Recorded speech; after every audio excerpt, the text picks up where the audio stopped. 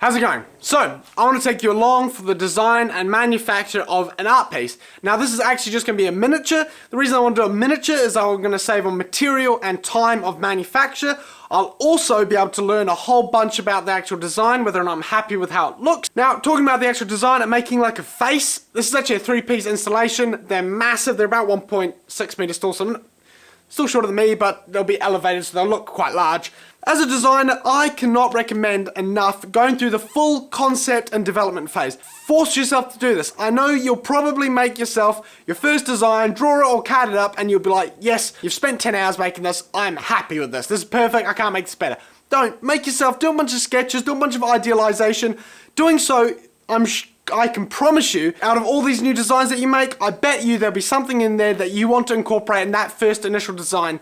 And if you do so, you're going to develop that first design. You're going to make it better. You're already down the design process now. You've made yourself a more elegant design that's really going to convey the idea that you want to show more effectively. We're going to make ourselves the miniature, so let's jump over to the plasma cutter and cut this out.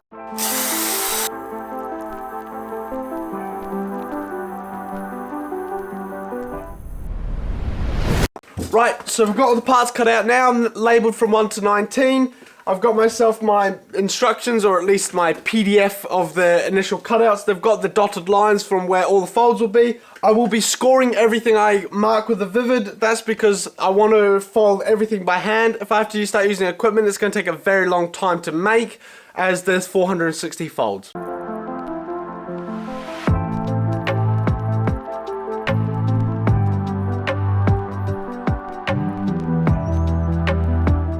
Right, so that's been a very arduous few hours, but we've now got all the triangles marked out. Now we can go through with the grinder and score everything, and hopefully have ourselves a very nice template that we can start folding up. Right, let's go on with it.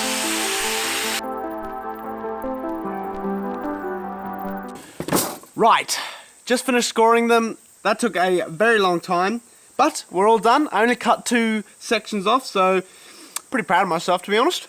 I expected a little bit worse results. We'll jump inside and start folding some up and maybe start welding this together. Very exciting. Right, so we've got all the parts ready to go. We've got my computer here with the model in 3 dimensions, so I can actually look at all the polygons and the way it folds together. I'll start with the big sections, like the top of the forehead and the top of the head, where it's the simplest geometry, but it's also the biggest sections. This will just give us a little bit of a base model to start adding details to. I think this is the best way to approach this. If not, I will let you know.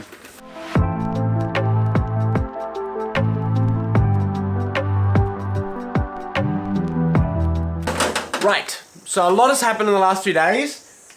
This design was far too complex. Far too many triangles, far too many angles and bends to achieve. Also, at the scale I've done, it is so hard to get the folds right. So, by doing the miniature scale, we found all this out. So what we need to do is rescale, reduce the triangles and folds, and make the pieces a little bit bigger.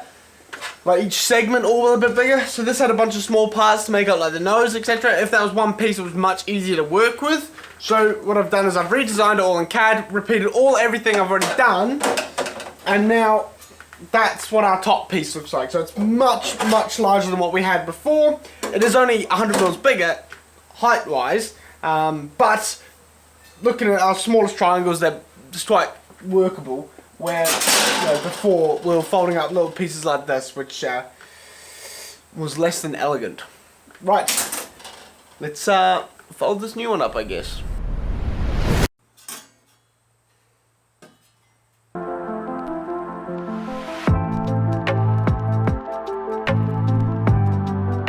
Obviously we're starting to mirror each side now, so we're starting to get a little bit of progression. Woo! Right, so I've put in about 3 hours now folding. We're obviously much closer because this is 3 hours and we've already got pretty much this very similar shape. But again, the forming and joining of the bits just is so not working, like at all. It's starting to fall apart and like the eyes are just like way off. So what and that's because it's like, it's got the negative, so what I'm thinking of doing is redesigning it again. I'll reduce the triangles by maybe 50, because there's still so much geometry going on to form the curves when I just don't quite need that. So I'll reduce them a little bit more again, as well as I'll make the eye slit solid, and the mouth slit solid, so and the nose. So you're not trying to form these like special patterns in free air.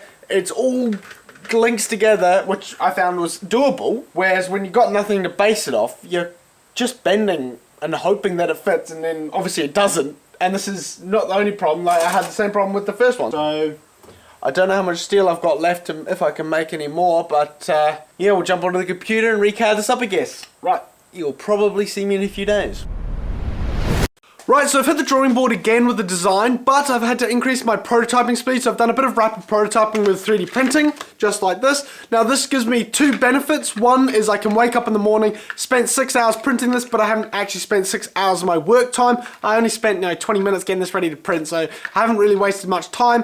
I wake up, I see the design. If I'm happy with how it looks, then I'll continue and start manufacturing it. Then I'm committing time to an end result that I'm happy with, so that's obviously very beneficial, as well as I get to check the angles, and I can confirm the angles when I make a physical model, just so everything lines up. Obviously at scale, your angles don't change, so this is quite applicable. I scale it down, save plastic when we're printing. So anyway, let's jump over to the bench and I'll explain a bit about the printing process I've done, and I'll show you how to clean up some prints very effectively. Right, so when you're cleaning up your 3D prints, I find using a deburring tool an unbelievable weapon against PETG and PLA. Now obviously using, hello little spider. Anyway, using a knife, you're about to go around and clean it up, but often you find yourself digging into your edge and ruining your edges. So with a deburring tool, it often slides along. Obviously if you treat this like steel and just, full ham, or bang, you're gonna rip straight through it. This is plastic and this is metal, so we'll gently do this and you'll end up with a really nice clean chamfered result.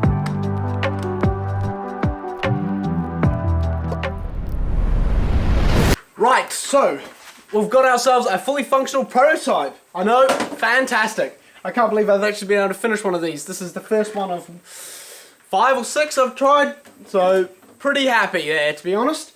Now obviously the eyes, nose and mouth need to be cut out, as well as everything needs to be tacked up, but once we've done that, we'll get a real sense of how this will look at full scale, and yeah, we can decide from there whether or not we want to continue developing the design, or whether or not this conveys the emotion and the design intent that I want. So yeah, let's get onto that then. Obviously I'll move my computer because I've already been spraying it with enough welds. I can't believe it still works. I cracked my phone. My phone got covered in some splatter and it shattered, so that was, yeah. Expenses are adding up on this one, aren't they? I've been living on a bit of a diet of coffee, so I've got myself a cup of tea this time. It's actually a herbal tea as well. I think it's vanilla. Whatever it is, it's quite nice. It's one, yeah. Don't have the box anymore. It's just been put in a tea tin, and I grabbed it, and it's quite refreshing, even though it's a hot day. Yeah. Quite scrumptious. Right. What do we need? A hammer?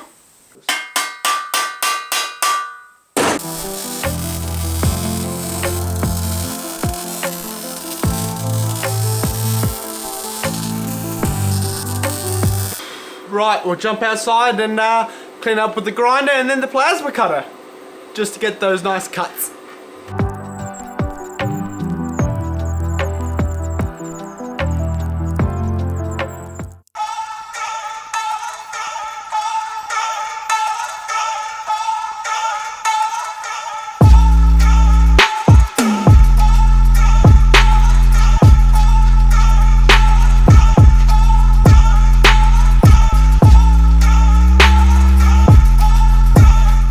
Right, so we've finished the face.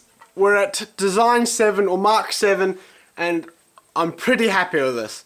Now, as a miniature or this scale, I think this is perfect, but if I'm going to be honest with you, making the final model, I don't think this conveys enough emotion and design intent that I had at the beginning to be used as the final model. So really I'm going to have to hit the design again, redesign this model from scratch, change all the angles that I want to, you know, focus on. So I really want some eyebrows that are really, I don't know, you convey so much emotion with your eyebrows. So I think the eyebrows and eyes need to be changed a bit.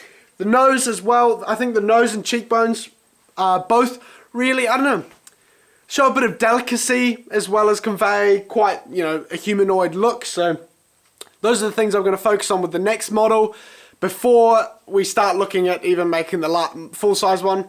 Now this is a culmination of 4 weeks, so I'm having to shelve this for now and get back onto it with a bunch of other projects. So I hope you enjoyed looking at the making of this, and I hope you understand that the design process isn't just thinking of something and making some final model and it being done. I've made 7 models here. Starting off, look at this. How terrible that is. And then second one, third is where we started getting, actually starting to get somewhere. 3D printing, miniature, and then up onto this, starting to get to a design where I'm happy, and then obviously with this final. So this isn't some design, the design process isn't just getting a win. It's all about learning from your failures, because I don't know if you can tell, we're obviously progressing. You start off with a really bad model and we get to a point where I know I'm relatively happy. I'm obviously happy enough with this design to have painted it, and I will be, I'm thinking, I don't know, what do you think about this? A whole bunch of them, like 7 of these stacked right next to each other across in the hallway. So down the hallway, and have them all different colors. Man, you got the red and orange, a yellow, a bright green. I don't know. I think that's pretty cool, but putting this in the garden at 1.8 meters, I think just isn't conveying enough emotion, and I think it'll be just a bit of a, I don't know, waste of steel. So, yeah. Anyway, hope you enjoyed that. Hope you learned something about the design process, and hope you go out on a limb and design something yourself. Right? Thanks for watching. I'll have to find a home for this, and yeah, I'll catch you next time.